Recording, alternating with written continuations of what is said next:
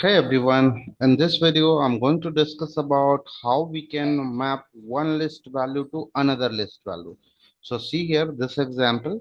So here I have written A, B and C in first list L1. So how we can say this is the list because of this square bracket. And then second list I have taken apple, ball and cat. So you need to map A for apple, B for ball, C for cat. In this way you have to map. Okay. So you will have to utilize your zip function. Zip function is used to map from first list to second list value. But make sure you have to write here three key and three value here. So this three value and this three value you have to map. If you take here four value and if you take here three value, then it will give you another result. Okay, as of now I will focus on this example.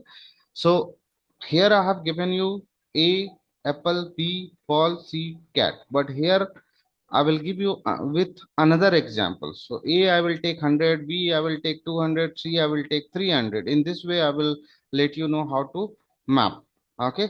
So you will have to utilize your dict function. Dict is a conversion of dictionary.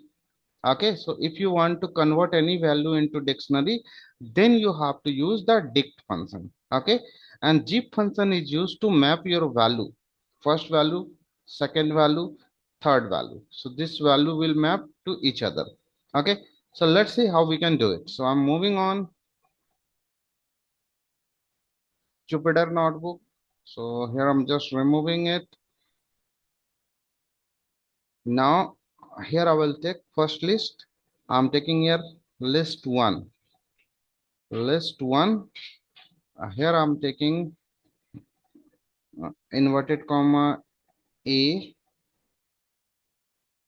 comma, here I will take B, comma, here I will take C.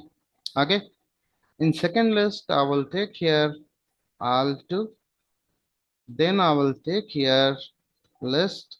So here I'm taking 100 for A, 200 for B, 300 for C. Okay.